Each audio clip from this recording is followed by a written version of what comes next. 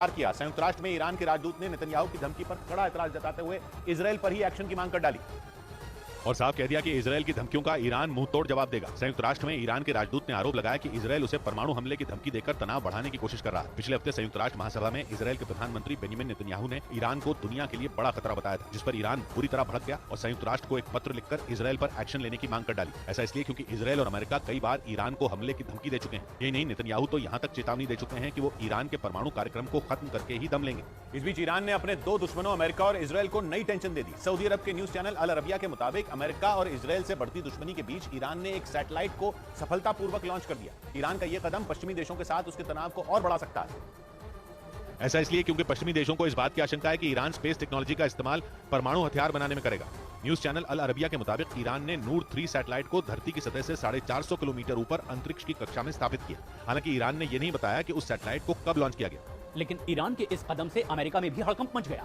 America के रक्षा विभाग ने दावा किया कि ईरान स्पेस प्रोग्राम की मिसाइलों की तकनीक से हजारों किलोमीटर दूर तक वार करने वाली परमाणु बैलिस्टिक मिसाइल बना सकता है और वो ऐसी मिसाइल होंगी जो यूरोप के देशों तक को दहला दें। उधर अमेरिका और सऊदी अरब की नाजुक मोड़ से गुजर रही दोस्ती में मोटी दरार डालने के लिए चीन ने बड़ा दांव चल दिया। चीन ने सऊदी अरब के साथ समंदर में युद्ध अभ्यास करने का ऐलान किया।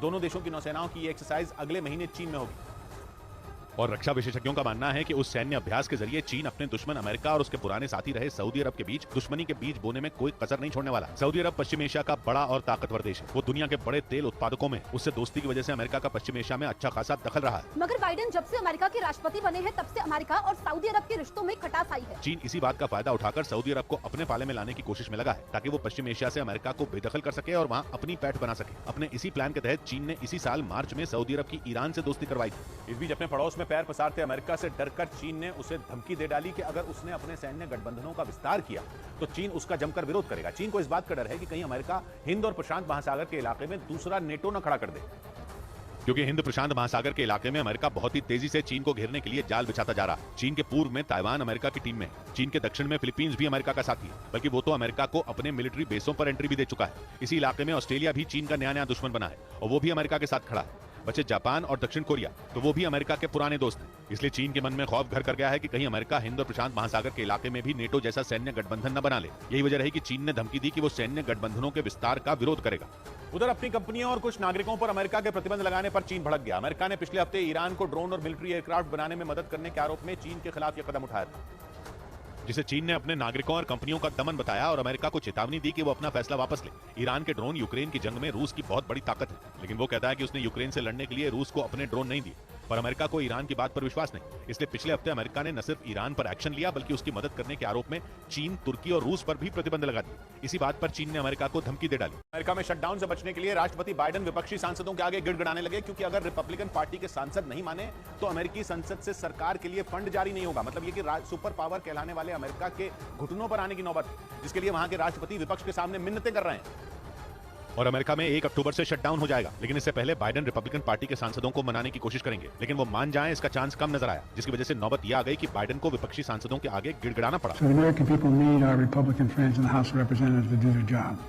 Fund the government. वैसे ट्रंप के शासन में भी अमेरिका में 35 दिन का शटडाउन हो चुका है, जो अमेरिका के इतिहास का सबसे लंबा शटडाउन था। अमेरिका में अब तक कुल 14 बार शटडाउन हो चुका है। लेकिन इस बार बात अलग है, क्योंकि अमेरिका पर शटडाउन का खतरा ऐसे वक्त में मंडराया जब यूक्रेन में जंग चल रही है और बाइडेन ने मदद के नाम पर वहां पानी की तरह पैसा बहाया, जिसकी वजह से ट्रंप एंड कंपनी को उन्हें घेरने का मौका मिल गया। उन्होंने बाइडेन को रोकने के लिए चिट्ठी तक लिखी, जिसके बाद अमेरिकी संसद के स्पीकर ने 1 अक्टूबर से वहां शटडाउन के संकेत दे दिए, जिसकी बड़ी वजह अमेरिका की यूक्रेन को दी गई मदद को माना गया, क्योंकि बाइडेन ने जेलेंस्की के अमेरिका दौरे पर एक बार फिर उन्हें आर्थिक पैकेज देने का ऐलान किया, जिसने रिपब्लिकन पार्टी की गुस्से की आग में घी डालने का काम किया। हालांकि बाइडेन लगातार कोशिश कर रहे हैं कि संसद से सरकार के लिए फंड जारी कर दिए जाएं, क्योंकि अमेरिका में शटडाउन का सीधा मतलब है कि वहां पर कई तरह के सरकारी कामकाज ठप पड़ जाएंगे और देश के सिविल और डिफेंस सेक्टर से जुड़े करीब 33 लाख कर्मचारियों के सामने वेतन का संकट खड़ा हो जाएगा, क्योंकि शटडाउन हुआ तो 40% सरकारी कर्मचारियों को बिना वेतन की छुट्टी पर भेज दिया जाएगा। और ये सब इसलिए हो रहा है क्योंकि अमेरिका का कारोबारी साल 30 सितंबर को खत्म हो रहा है और जरूरी सेवाओं को छोड़कर बाकी की ज्यादातर सेवाओं को बंद कर दिया जाएगा। और शटडाउन से बचने के लिए नए कारोबारी साल में बाइडेन सरकार को विपक्ष की सहमति से नया फंड जारी करवाना ही होगा। ऐसा नहीं होने पर 1 अक्टूबर से शटडाउन होगा और अमेरिका में आर्थिक। इधर खुफिया एजेंसियों के सूत्रों के मुताबिक खालिस्तानी आतंकी हरदीप सिंह निज्जर की हत्या के मामले में कनाडा पुलिस ने पाकिस्तान की खुफिया एजेंसी आईएसआई के एक एजेंट से पूछताछ की।